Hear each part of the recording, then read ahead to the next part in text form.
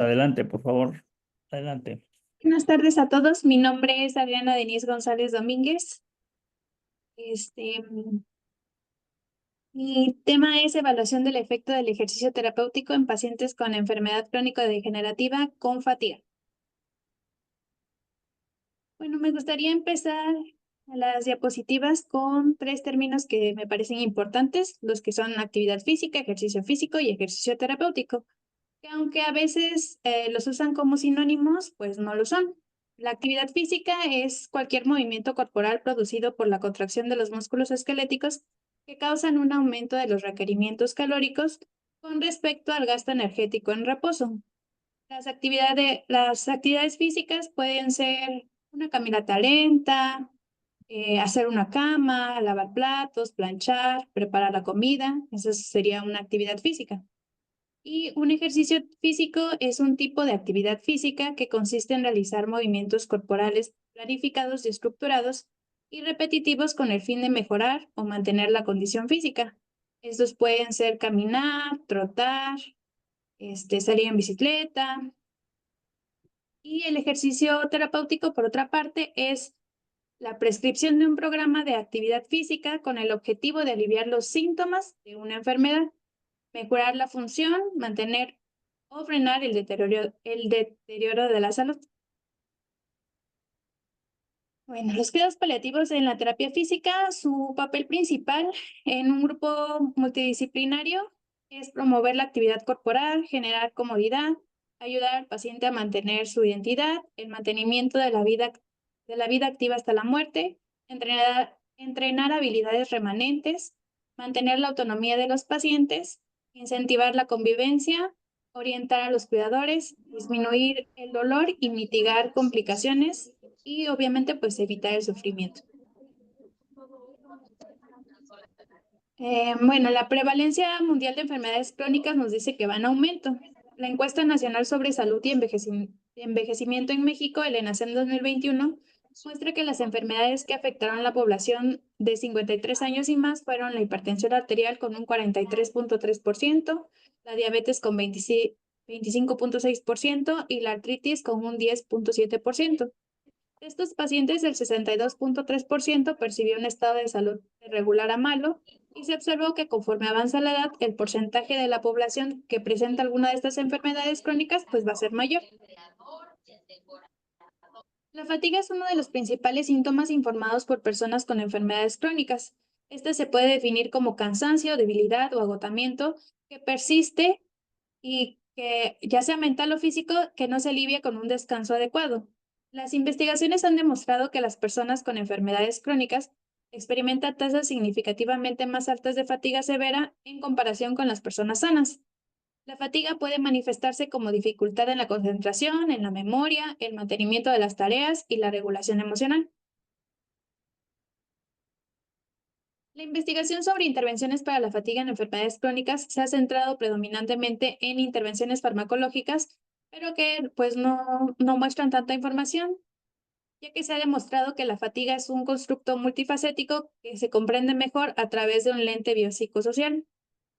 La importancia de evaluar y tratar la fatiga en los pacientes radica en el impacto negativo que genera en la calidad de vida, principalmente en las actividades de la vida diaria, el bienestar psicológico y las relaciones con familiares y amigos.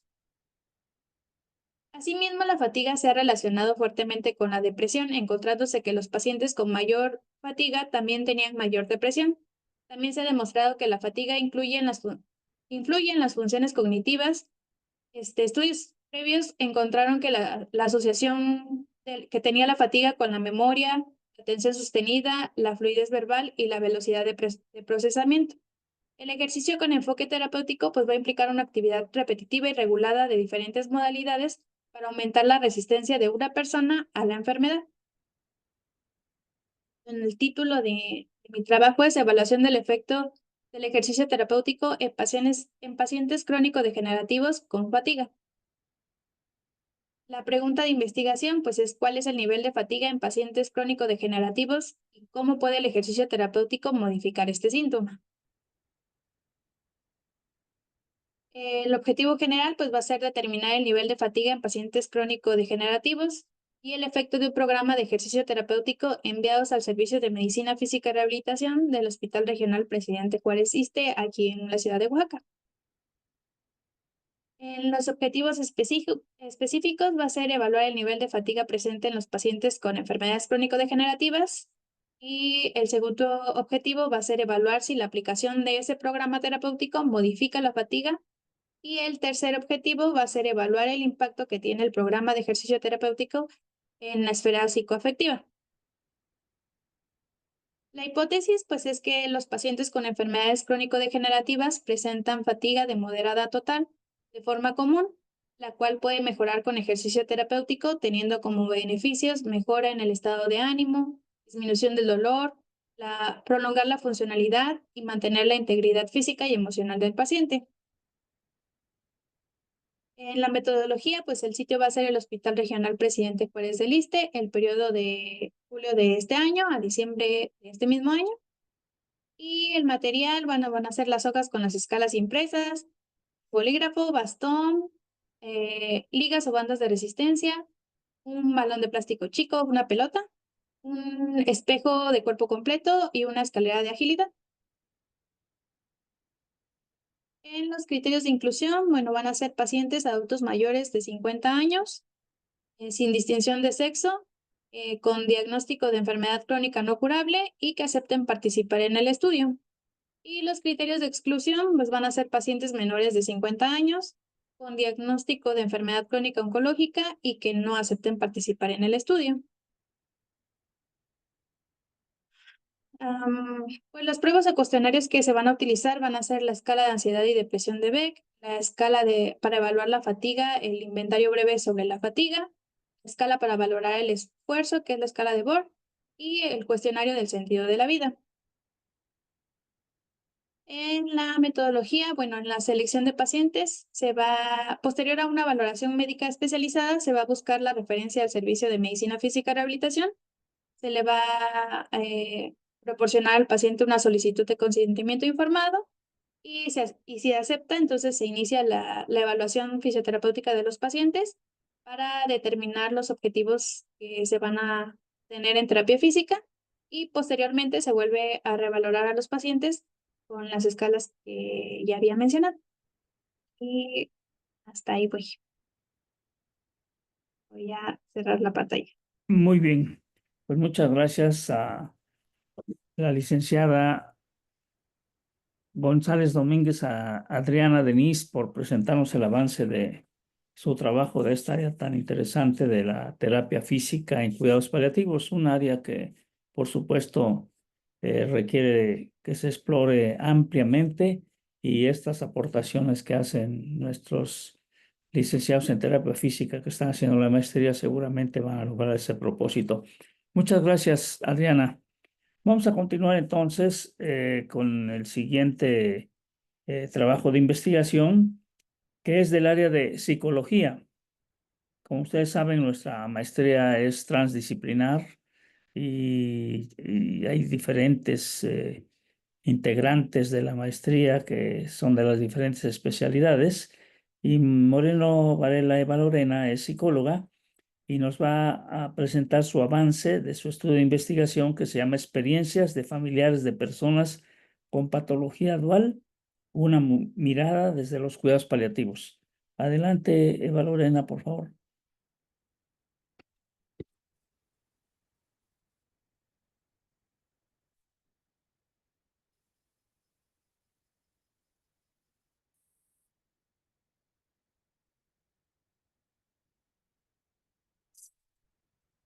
Sí, Hola, Eva ¿me Lorena. escuchan? Ahora se escucha. Adelante, Eva Lorena. Sí, muchas gracias. Hola, ¿qué tal? Buenas tardes. Estoy teniendo algunas fallas técnicas, me disculpo por ello. No sé si me puedan ayudar a proyectar mi presentación, por favor, licenciado Alfredo.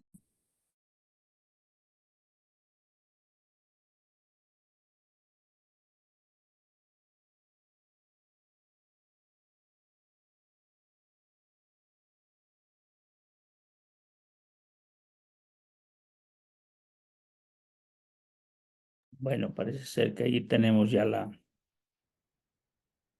ahí está la pantalla completa, Eva Lorena. Sí, claro. Permítame, por favor.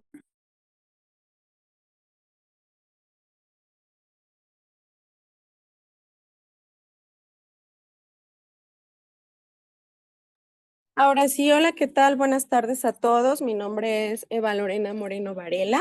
Soy psicóloga clínica y el tema que vengo el día de hoy a presentarles es el de experiencias de familiares de personas con patología dual, una mirada desde los cuidados paliativos. Para mí es importante rescatar el tema de la salud mental y fundamentalmente relacionarlo con los cuidados paliativos, ya que ha sido un área pues poco atendida en el tiempo y en la historia.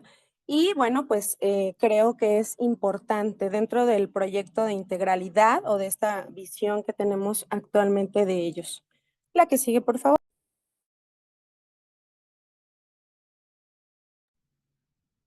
Bien, cuando hablamos de cuidados paliativos, bueno, pues creo que es por muchos sabidos que la visión que se tenía anteriormente es que únicamente eran los cuidados hacia el final de la vida o que precisamente estaban enfocados en la población oncológica. Desde hace 10 años, a través de la comisión Lancet, sabemos que no. Estos conceptos nuevos de cuidados paliativos han tomado relevancia no solamente en el ámbito hospitalario u operativo, sino también en la política pública. Sabemos que tenemos normas oficiales mexicanas, que hay reglamentaciones, que en la Ley General de Salud, bueno, pues ya se tocan estos temas, pero creo que eso es apenas el inicio. Hace falta mucho y creo que la importancia de este seminario es precisamente alzar la voz y visibilizar algunas poblaciones vulnerables que pueden ser, por supuesto, beneficiadas con los cuidados paliativos. Encontramos que, bueno, pues dentro de los cuidados paliativos no solamente son estos cuidados previos a la muerte, sino que hay diferentes etapas de ellos. Podemos hablar de que es el cuidado activo, eficaz, con calidad y calidez, retomando las 4 dimensiones de la persona humana, la dimensión física, emocional, social y espiritual. Pero no solamente es eso. Nosotros tenemos como objetivo dar y brindar atención adecuada, basada en evidencia y basada en valores. Entonces, el día de hoy les traigo este tema. Entendemos también que dentro de los procesos de salud mental, el problema de adicciones es un problema que nos ha rebasado, no solamente en el aspecto clínico, sino también en el aspecto social. Em, Problemas como la violencia también se encuentran relacionados con ellos. Entonces, bueno, pues el enfoque que yo le he dado a mi tema es justo ese, querer levantar la voz y visibilizar la necesidad no solamente de los pacientes que tienen un trastorno por consumo de sustancias, sino también enfocarnos en sus cuidadores, en esas familias que pocas veces se encuentran información, que se encuentran angustiados, que se encuentran ya con problemas de sueño, desgastados física, espiritualmente y sobre todo en lo económico. ¿Por qué? Pues porque justo existen instituciones que se encargan de tratar estos problemas de salud por consumo, pero poca gente sabe de ellos, ¿no? Muy poca gente sabe a dónde ir, muy poca gente sabe en qué lugar se les puede apoyar. Y generalmente la estadística nos dice que pasan de 7 a 10 años de problemas por consumo de sustancias para que la familia busque ayuda o busque tratar esta enfermedad. Entonces, bueno, pues ese es mi contexto y ahora les quiero compartir que justamente, bueno, pues el tema de cuidados paliativos no excluye a la salud mental ni a la discapacidad psicoafectiva. También merecen ser visibilizados. Pero en mi caso voy a hablar de la patología dual, es decir, un trastorno por consumo de sustancias acompañado por un trastorno psiquiátrico, que en su mayoría son procesos de esquizofrenia paranoide. No son un evento aislado. Sabemos que el paciente no existe sin su familia, sin su contexto, y bueno, pues el día de hoy voy a hablarles de ello. Tenemos diferentes circunstancias que analizar como paliativistas y bueno, pues una de ellas es el ser sintiente y su contexto familiar. Ya que respecto a la esencia del término paliativo, bueno, pues vamos a destacar que es el alivio de los síntomas, el dolor y el sufrimiento en los pacientes, su familia y también en la comunidad. Es decir, este grupo de salud que atiende a esta población, que es muy particular, que tiene características muy especiales. Y tomando en consideración que el trastorno por consumo de sustancias es una enfermedad crónica, es por ello que, bueno, pues el día de hoy estoy aquí para hablarles de los cuidados paliativos en los consumidores de sustancias y cuáles son las necesidades de la familia. La que sigue, por favor. Bien, hablando de estos procesos de integralidad y de la persona humana, pues encontramos estas 4 dimensiones que me parece es importante rescatar y vaya, hablar de que no solamente somos cuidadores o somos proveedores de atención de salud, sino que también somos personas que se encuentran con otras personas. Y eso pues sonaría un poco hippie, si me lo permiten, pero claro que es a lo que nos dedicamos. Vamos al encuentro de otra persona, brindamos escucha activa, estamos con ellos. Sin embargo, no debemos dejar pasar la importancia de mencionar estas 4 dimensiones, por supuesto, para brindarles calidad de vida. La siguiente, por favor. Entendemos por adicción, según la OMS, que es un grupo de fenómenos fisiológicos, conductuales y de conocimiento de variable intensidad, en el que el uso de sustancias psicoactivas tiene una alta prioridad. Es una enfermedad física y psicoemocional que crea una dependencia o necesidad hacia una sustancia, actividad o relación. Se caracteriza por un conjunto de signos y síntomas en los que se involucran factores biológicos, genéticos, psicológicos y sociales. Y me gustaría detenerme un poco aquí, porque una de las preguntas que hacen frecuentemente las familias es ¿por qué a mí? ¿Por qué en mi familia? ¿Por qué a ese hijo? ¿No? ¿O por qué a mi papá? Y entonces, bueno, nosotros debemos de tener esa sensibilidad para explicarles exactamente de qué se trata el trastorno por consumo de sustancias. Y en el caso de muchos, el proceso de patología dual. Es una enfermedad progresiva, fatal, caracterizada por episodios continuos de descontrol, distorsiones de pensamiento y negación de la enfermedad. La que sigue, por favor.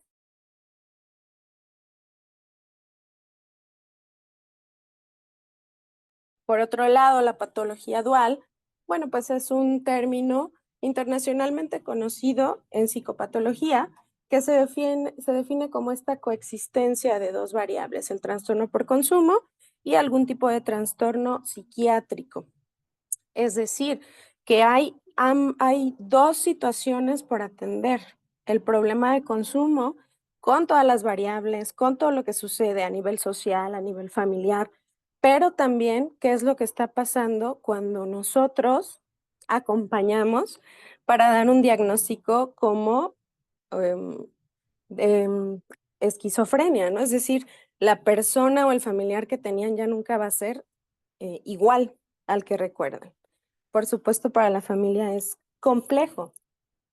Esto también nos lleva a mirar al cuidador primario, porque van a generar experiencias negativas como angustia, ansiedad, depresión, van a tener una limitación en su autocuidado, van a tener sobrecarga en las 4 dimensiones y, bueno, pues por supuesto que esto llama nuestra atención.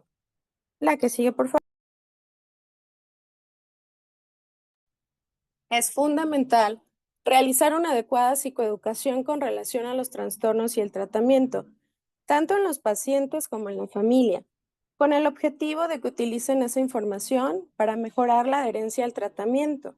aumentar la calidad de vida, concientizarse de la existencia de un doble diagnóstico, permitir también que aprendan a reconocer los síntomas de recaída y disminuyan la cantidad de hospitalizaciones. Los estudios de epidemiología a nivel internacional y el propio NIDA en Estados Unidos establecen que al menos 6 de cada 10 pacientes que consultan por trastorno de consumo de sustancias presentan patología dual. La siguiente, por favor.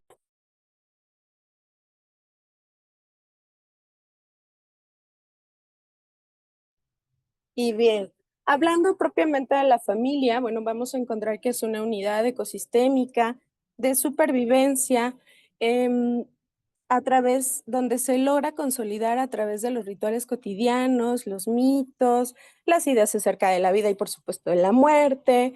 Existe también este interjuego de los ciclos evolutivos en los miembros de la familia y su contexto sociocultural. También, bueno, como unidad ecosistémica, la familia se constituye por vínculos que van más allá de la consanguinidad y que se crean en el movimiento azaroso de la vida social, convertido en un contexto propicio para que surjan sistemas de significados en sus relaciones. Desde la teoría de los sistemas, el consumo de alcohol y drogas se explican como una expresión de las conductas inadaptadas de uno o más miembros de la familia, que producen una disfunción en el sistema familiar, y a su vez, el propio sistema afecta de igual forma el consumo. O dicho de otra manera, el paciente que tiene un trastorno por consumo es el síntoma de un sistema familiar enfermo. La siguiente, por favor.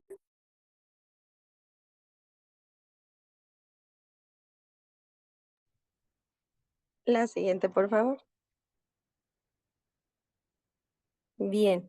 Los patrones de funcionamiento y la adaptación familiar. Cuando se encuentra o existe una crisis que supone la enfermedad terminal, las familias van a presentar dificultades para flexibilizar sus costumbres, perpetuar patrones previos de funcionamiento que pueden ser ineficaces para adaptarse a la nueva situación. Estos patrones están basados en la historia, los valores y las reglas familiares y pueden dificultar la comunicación intrafamiliar, la distribución de tareas o el conflicto de roles, entre otros. De aquí la importancia que como psicólogos elaboremos muy puntualmente y a detalle un familiograma para entender cómo funcionan esta familia o ese microecosistema, cuáles son los roles que cada uno de ellos cumplen, qué tipo de comunicación tienen, si funcionan o no como red de apoyo, que eso también es una gran pregunta, ¿no? Muchas veces hay familias muy extensas, pero que sin embargo no están siendo una red de apoyo para el usuario o el paciente.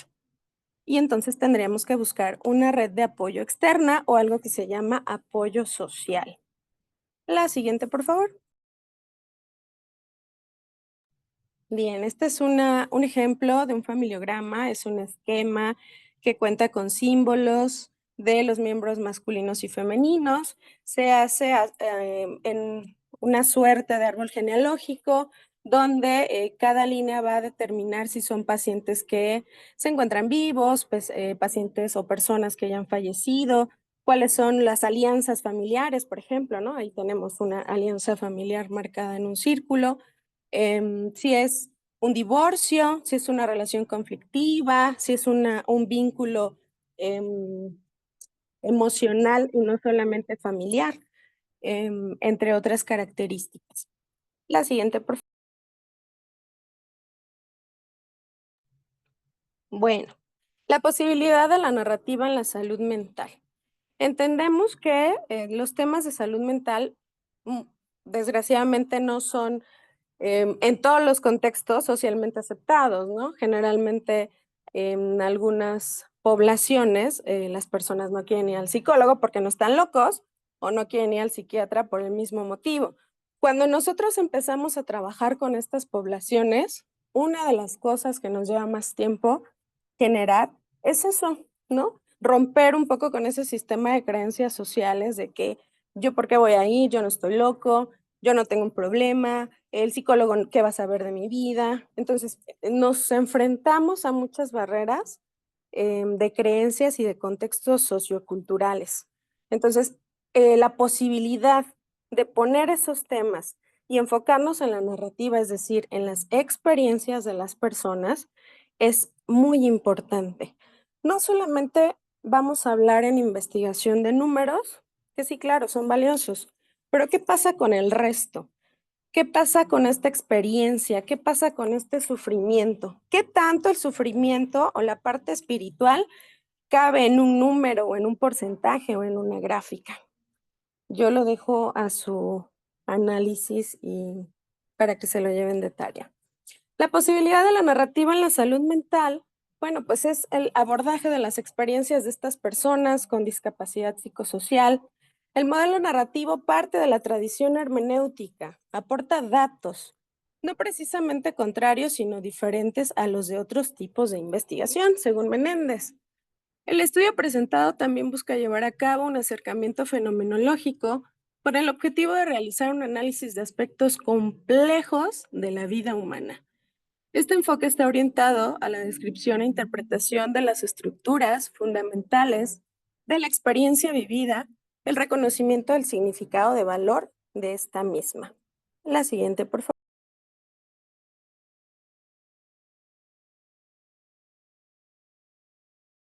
La importancia del sufrimiento social también devela diferentes formas de adversidad humana, según Kleiman, y lo equiparó a la noción de aflicción como una forma de experiencia intersubjetiva, pero también como evidencia narrativa, como lo apuntaron Martínez Hernández, cuya función es afrontar la incertidumbre de la enfermedad y las circunstancias de desolación que ésta genera, el no saber qué va a pasar con mi hijo, no saber qué va a pasar con mi hermano, no saber si va a ser 100% dependiente, si va a poder trabajar, si va a poder hacer una vida de pareja, quién se va a hacer cargo de los hijos, ¿no? Hay un montón de preguntas que surgen en las familias de los consumidores de sustancias y de las personas con patología dual. ¿Cuánto tiempo? ¿Se va a curar? ¿No? Es una pregunta muy frecuente. ¿Se va a curar? ¿Se le va a quitar? ¿Va a dejar de oír voces, de ver cosas que no existen? Y bueno, pues siempre tener en cuenta que son más que diagnósticos, creo que me parece humano. La siguiente, por favor. El abordaje de las narrativas desde la antropología, bueno, pues se destacan en el campo de la salud Arthur Kleiman, que recurrió a la narrativa como este medio para comprender el padecer, y también Byron Wood, quien identificó las tramas plasmadas en las narrativas para comprender las experiencias del enfermo en relación con su estar en el mundo. ¿Quién soy en este mundo? ¿Cuál es el sentido de estar o no? ¿Cuál es el sentido de existir? ¿Mi vida será trascendente? ¿No? Son una serie de preguntas que salen justamente en este tipo de narrativas. ¿Por qué estoy aquí? ¿Es un castigo? ¿Soy malo? ¿No? Hay muchas preguntas que se hacen estos pacientes. La siguiente, por favor. Dentro de las bases fenomenológicas de las narrativas, encontramos que Husserl plantea que experimentar algo es un acto intencional y consciente, ya que el yo se dirige hacia la realización de dicha acción. Heidegger, por otro lado, desarrolla sus ideas sobre lo humano, de carácter existencial. Lo refiere como una condición de estar en el mundo, con otros, reconociendo la familiaridad del yo con su forma de vida. La descripción fenomenológica tiene como objetivo descubrir los patrones de significación que estructuran nuestras vidas. La siguiente, por favor. Bueno, todo esto que les acabo de platicar viene a colación precisamente por la investigación que me encuentro realizando acerca de cuáles son las experiencias de las familias con pacientes con patología dual. Y bueno, pues tenemos estos objetivos, ¿no? El proyecto de investigación busca visibilizar a los cuidadores primarios y las familias de la población con patología dual, sus necesidades desde el enfoque de cuidados paliativos, pero también como objetivos específicos, conocer las experiencias de estos familiares, de personas con patología dual y relacionarlos con los cuidados paliativos. Identificar las necesidades paliativas en los cuidadores primarios y a las familias de los pacientes con patología dual y generar sugerencias de autocuidado para justamente evitar el burnout o el síndrome del cuidador. La siguiente, por favor. La hipótesis es que los familiares de las personas con patología dual viven experiencias desagradables y angustiantes que generan sufrimiento en las 4 dimensiones antes mencionadas. La siguiente, por favor. Dentro de la metodología, el abordaje que hago es teórico-metodológico de narrativas del padecer. Es relevante para la comprensión de la complejidad social. Y se va a realizar un análisis interpretativo precisamente a través de la realización de entrevistas a profundidad. Ese es el método que voy a utilizar. Em, Les comparto que he estado teniendo reuniones con los padres de estos usuarios, de estos pacientes con patología dual, y los he acercado poco a poco a estos temas, ¿no? ¿Qué es cuál es el concepto de la persona humana? ¿Por qué tenemos necesidades en estas 4 dimensiones? ¿Qué son los cuidados paliativos? Y una de las experiencias que me encontré fue justo esa cara de miedo, ¿no? ¿Cómo cuidados paliativos? Pero si no nos estamos muriendo, ¿no? ¿Qué está pasando ahí? Bueno, pues justo ahí es donde tenemos la tarea, ¿no? Ahí es donde tenemos que incidir, donde tenemos que hablar, donde tenemos que psicoeducar también a las personas. También dentro de este análisis interpretativo, bueno, pues vamos a visibilizar o a tratar de llegar a este enfoque de las subjetividades de los participantes y para crear relaciones categóricas o redes semánticas y preguntas analíticas. La intención es relacionar el problema de investigación y la co-construcción de las narrativas obtenidas con la finalidad de mostrar múltiples formas en las que la experiencia social se puede interpretar. La siguiente, por favor.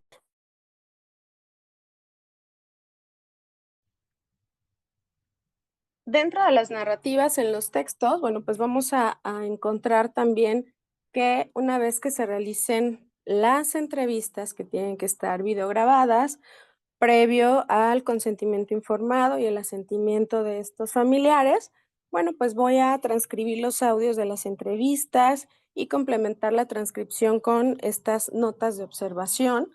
Y bueno, pues de esos resultados se va a elaborar un texto que va a integrar coherentemente el lenguaje verbal de estas transcripciones con elementos de lenguaje no verbal.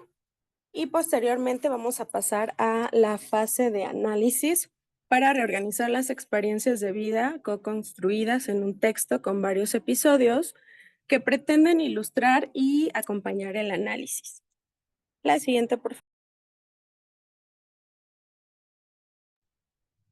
Bien, como lo mencioné, dentro de la recopilación de información voy a elaborar estas entrevistas a profundidad de tipo semiestructurado, tomando en cuenta un esquema con temas o categorías para explorar las experiencias de los participantes y los significados que les atribuyen de manera sistemática y exhaustiva, así como para mantener la recopilación de la información enfocada en los objetivos de la investigación. La siguiente, por favor. Se pretende observar la experiencia subjetiva de una forma sistemática, suspendiendo el juicio e identificando la estructura genérica de invariante compartida a través del método de entrevista, análisis y graficando la experiencia. La siguiente, por favor. Como ustedes podrán observar, precisamente estoy teniendo especial cuidado en estas cuestiones de tipo legal en cuanto a los consentimientos informados. He encontrado un poco de resistencia ya que algunos de los usuarios tienen temas legales pendientes. Entonces, bueno, pues eso es lo que ha pausado ahorita en la elaboración de las entrevistas, ¿no? También entendamos que en muchos casos los usuarios de sustancias cometen actos ilícitos y algunos están con temas pendientes de ir a firmar o de que la autoridad se presente con nosotros, etcétera. Entonces, este es un ejemplo del consentimiento informado, pero sí me gustaría también mencionar que independientemente de esos temas, las familias se encuentran interesadas, las familias quieren saber más, las familias preguntan.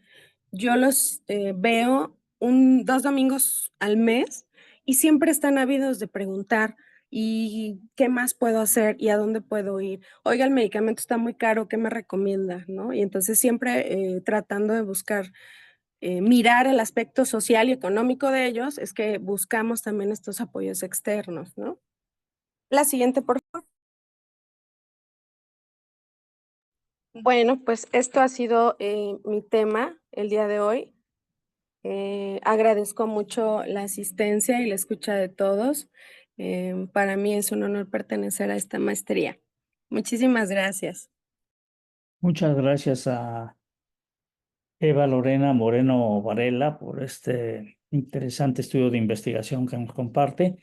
Y reitero que si ustedes gustan hacer alguna pregunta directamente, por favor, a través del chat, y ellos están, por supuesto, dispuestos a contestar las preguntas que tengan, ya que el formato de este seminario web fue hacerlo ágil porque son trabajos de investigación que de por sí resulta la metodología a veces un poco engorrosa, pero es muy importante porque lo que nosotros tratamos de hacer es mostrar las dificultades que tiene la investigación en cuidados paliativos. Y ha quedado traducido en los estudios que hasta ahora estamos viendo que se requiere de una pues especial interés con ciertos recursos metodológicos para lograr el objetivo. Entonces vamos a presentar el último trabajo de esta tarde, que es un trabajo también muy interesante. Y recordarles que me acaban de informar que tenemos la posibilidad de otorgar una constancia de asistencia a este seminario de investigación, ya que es la maestría es una maestría del Sistema Nacional de Posgrados de Calidad de CONACYT. Podemos otorgar una constancia a las personas que asistan el día de hoy y el día de mañana. Mañana sábado, que se presentará otro bloque de otros 6 trabajos. Entonces vamos a escuchar a la maestrando Nava Ríos Beatriz. Beatriz nos va a presentar un estudio que se llama Características Clínicas de los pacientes oncológicos que reciben atención paliativa domiciliaria por una institución de asistencia social. Es un estudio de campo hecho en el domicilio de los pacientes. Entonces, este es también algo que nos interesa mucho promocionar porque hay una gran carencia de trabajos de investigación hechos en el domicilio. Hay bastantes a nivel hospitalario, hay otros a nivel de clínicas, pero a nivel del domicilio es algo muy relevante. Así que, por favor, Nava Ríos Beatriz, buenas tardes, adelante. Buenas tardes, doctor. Buenas tardes a todas y todos. Le pediría el apoyo al licenciado Alfredo para poder compartir pantalla. Creo que no se ve completo. Ya, muchas gracias. Bueno, hoy vamos a ver, les voy a presentar mi proyecto de investigación que se llama Características Clínicas de los pacientes oncológicos que reciben atención paliativa domiciliaria por una institución de asistencia social. Mi directora de tesis es la doctora Verónica Vázquez Garzón. Siguiente, por favor. Y bueno, pues, como sabemos... Siguiente, gracias. En el 2023, las diferentes asociaciones y organizaciones internacionales dedicadas a los cuidados paliativos, pues de manera consensuada definieron a los cuidados paliativos como una asistencia activa, holística, de personas de todas las edades con un sufrimiento grave relacionado con la salud, debido a una enfermedad severa y especialmente de quienes están cerca del final de la vida. Su objetivo es mejorar la calidad de vida de los pacientes, sus familias y sus cuidadores. Siguiente, por favor. Y siguiente. Es por ello que organizaciones como la Organización Mundial de la Salud, la Asociación Europea de Cuidados Paliativos, la Sociedad Americana de Oncología Clínica y la Sociedad Europea de Oncología Médica recomiendan derivación temprana a cuidados paliativos en pacientes con una enfermedad neoplásica avanzada, dada la característica multifacética y el enfoque que mejora la calidad de vida tanto del paciente como de su familia. Como sabemos, los cuidados paliativos pues, son aplicables al inicio de la enfermedad y pueden brindarse de manera conjunta con los tratamientos, ya sea quimioterapia o radioterapia, pues que tienen la finalidad de modificar la enfermedad e incluso prolongar la vida. Siguiente, por favor. Los cuidados paliativos son apropiados para cualquier paciente que tenga una enfermedad potencialmente mortal, procurando prevenir y aliviar el sufrimiento, y por ello deben iniciarse en etapas tempranas dentro del curso de la enfermedad. Esto con la finalidad de maximizar la identificación y control de síntomas, así como también detectar las necesidades que el paciente vaya presentando durante el transcurso de la enfermedad. El objetivo de los cuidados paliativos pues, es conseguir que los pacientes dispongan de sus últimos días de una manera consciente, libres de dolor, con los síntomas bajo control, de modo que sus últimos días puedan discurrir con dignidad en su casa o en el lugar pues, más cómodo para todos ellos y que estén rodeados de su familia y de las personas que los quieran. Siguiente, por favor. Como sabemos, existen varios modelos de cuidados paliativos, como el modelo tipo hospice, el modelo hospitalario, el modelo domiciliario o únicamente el modelo de como centro de día o atención de día, ¿no?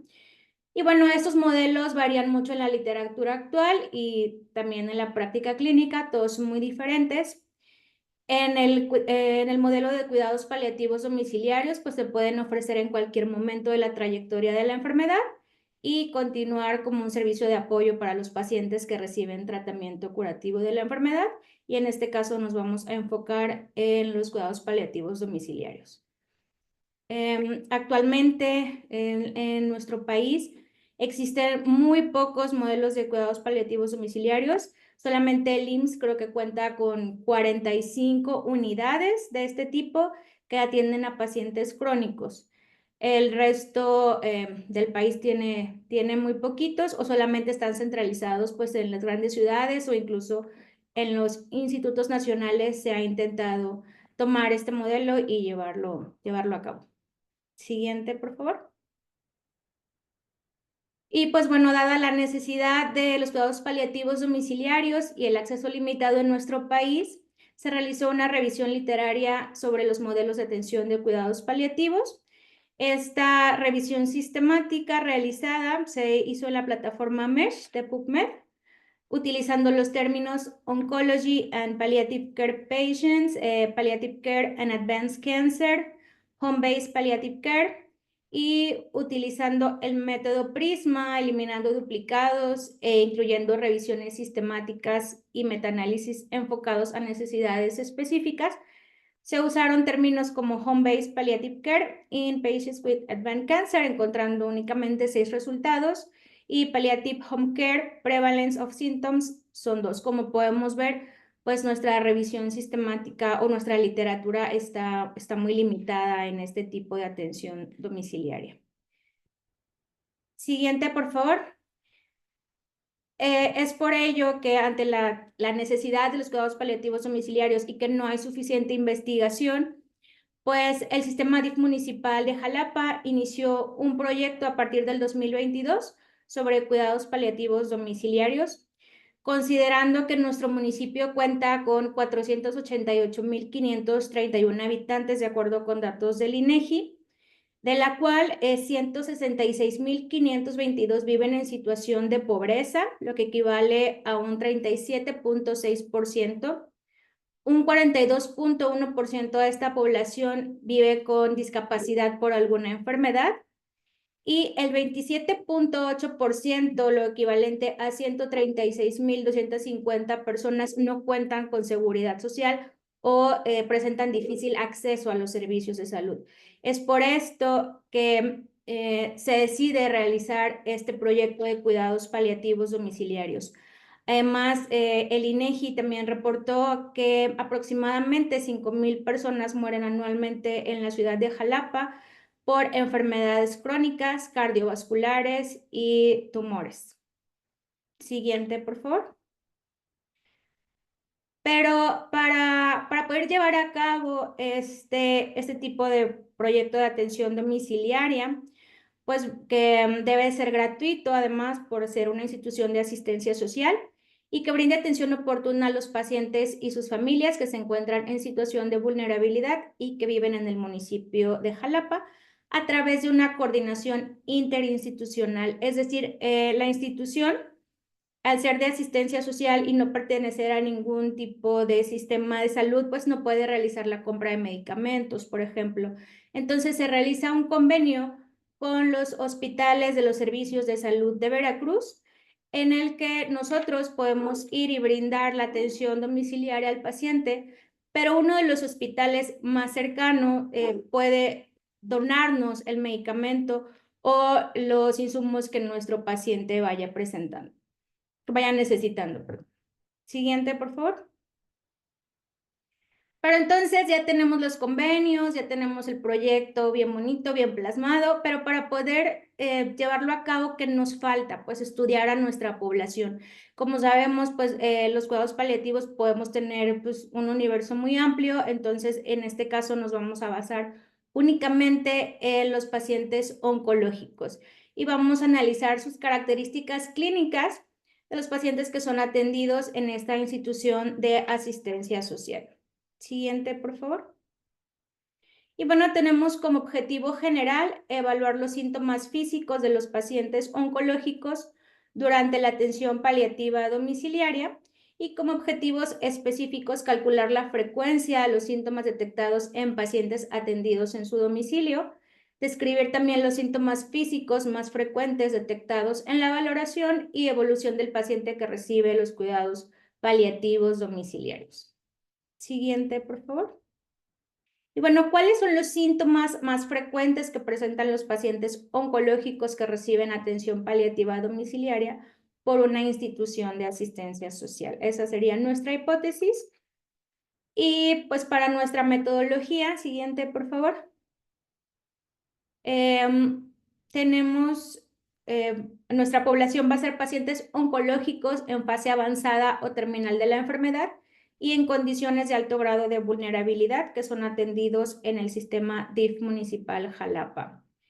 La población elegible son pacientes oncológicos en fase avanzada o terminal de la enfermedad en condiciones de alto grado de vulnerabilidad y que son derivados al servicio de cuidados paliativos domiciliarios de una institución de asistencia social a partir de septiembre del 2022 a la fecha, ya que en ese tiempo fue cuando se creó este proyecto.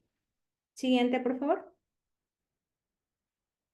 Como criterios de inclusión tenemos pacientes oncológicos en fase avanzada o terminal de la enfermedad y en condiciones de alto grado de vulnerabilidad que hayan sido derivados al servicio de cuidados paliativos del sistema DIF municipal de Jalapa. Y como criterios de exclusión tenemos pacientes oncológicos que no se encuentran en estas fases, pacientes que no presenten condiciones de alto grado de vulnerabilidad y pacientes oncológicos en fase avanzada o terminal de la enfermedad que estén recibiendo atención de cuidados paliativos en otra institución.